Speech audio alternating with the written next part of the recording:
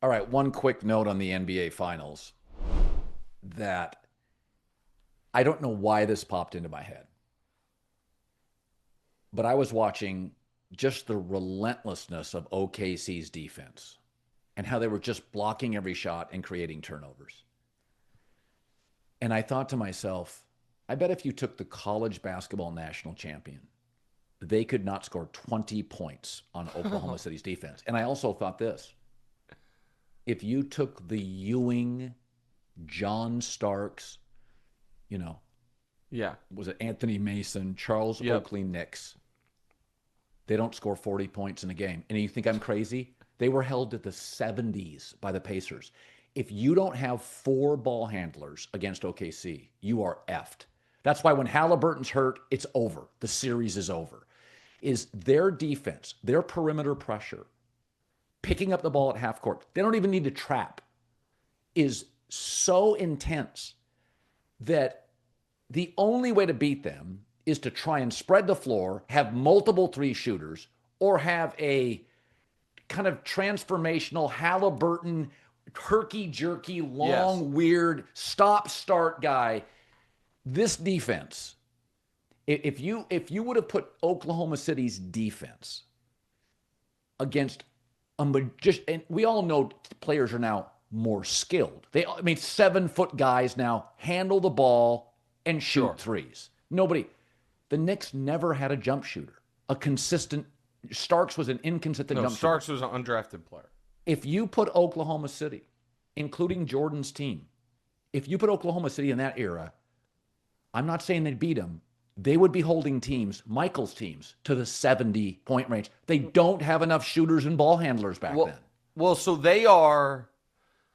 I don't think this Oklahoma City team is like one of the 3 or 4 best defenses in the history of the league. I do think they're really a great unique. defense, but It's right, so really that's exactly unique. what I was going to say.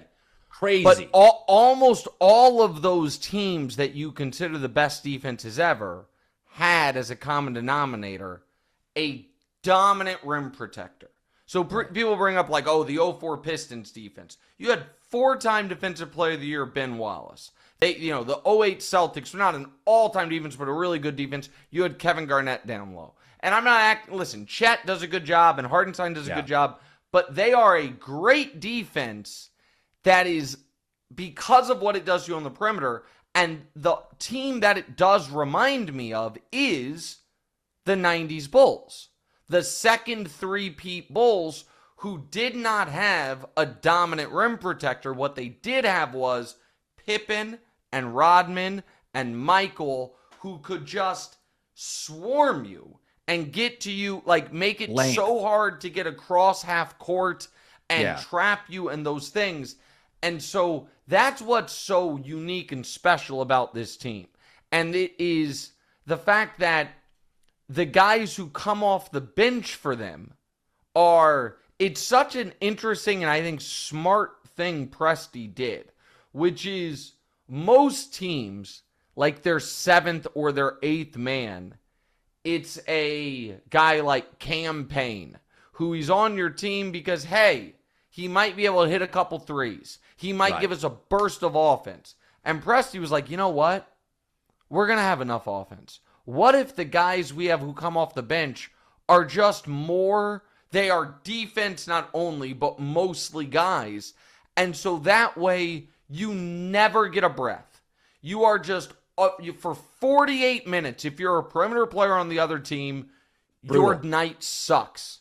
Because it goes from Dort to Caruso to Wiggins to Wallace. And that's my point. They wouldn't beat the Bulls, but they are so uniquely built to stop the 70s, 80s, 90s era where your forwards and centers couldn't handle the ball. Right. They would be again, Michael was never a great ball handler. He wasn't. And Pippen was great in transition. Kobe was a better ball handler than Michael. And so I'm not saying Michael and those guys wouldn't win and Michael wouldn't score. But this team more than any defense, those games would be like Bulls 78, OKC 70. Well, yeah. It would be, Sorry to interrupt this great video, but please remember to like and subscribe. Thank you. Now back to the video. It would be like what you're just. It would be like what a lot of the Knicks Heat playoff games in the '90s looked like, where it's like going into the fourth, 61-58, like for real. Yeah, I'm not even knocking it. I grew up on that basketball. Yeah. But that's what it was, and that was for different reasons.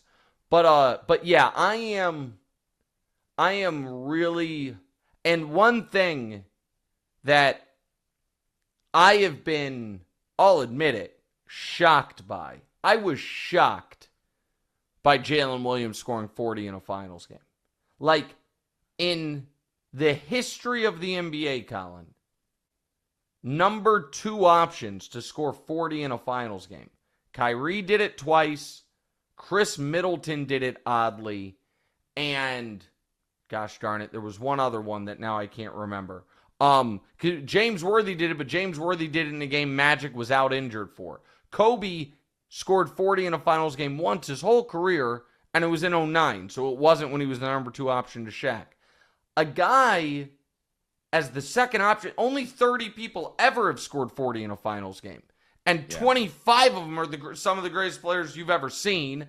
And so for Jaylen Williams to do that in a game that Shai still had 30, that was remarkable, and it made you think about what this team is going to be long term. And both his parents were in the military. Name the last athlete who had both parents in the military. I got Jaylen Williams, Santa Clara. I think I looked it up online. Guys, you can check that. But when I watch his game, you know what I see? I see parenting, grinding. Literally, it's 7 a game at Santa Clara, 11, 18, 14, 18. You can see the time he's put in the gym. You can see his discipline. He has I said this today to J-Mac. He's a better offensive player now than Scottie Pippen.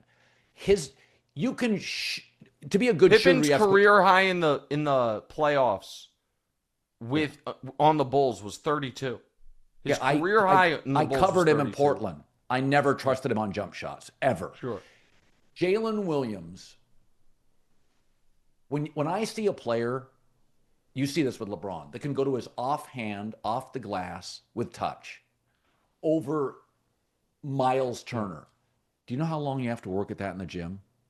Sure. I mean, do you know, it's one thing if some guys, a lot of bigs, they work on their low post games, the Pete Newell camps when I was a kid growing up.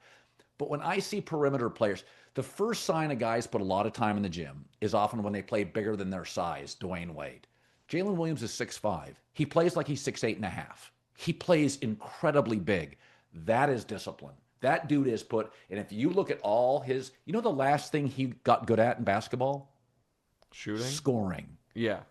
He was good at, he defended, he rebounded, he could handle the ball. Like, I went back and I looked at his career. I'm like, the last thing he got good at was scoring. And that tells you his mindset. It wasn't about what the bag is. His mindset was be a great basketball player. No, it's unbelievable. And if there was any, that 40-point finals game was a $250 million game for him. Not that he wasn't going to get a ton of money, but now in 2 weeks, he's going to get the max. He'll get 5 years, $250, and he'll just be and they'll re-sign Chet. He's going to get the max. Shai's going to get a contract that's going to make people's eyes bleed because. By the way, you're not going to have any bench. There's no way you can afford no bench. Well, but that's why you're not going to have a bench of second contract guys.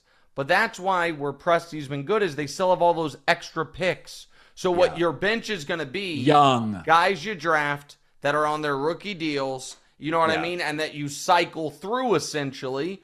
And that's sharp. That's the only way you can do it in OKC. But you know what that'll make you do, and this is not a bad thing. He will draft older college players. He wants guys that can come in and play immediately. He doesn't need, because all his guys are young. So Presti's going to draft Villanova guy or guy that's been 3 years. That's the way you do it now. Is okay. We need a 2-year college starter who can come in and give us 13 minutes off the bench as a rookie. And so but they are. Listen, I've said this to you, and we can leave it at this.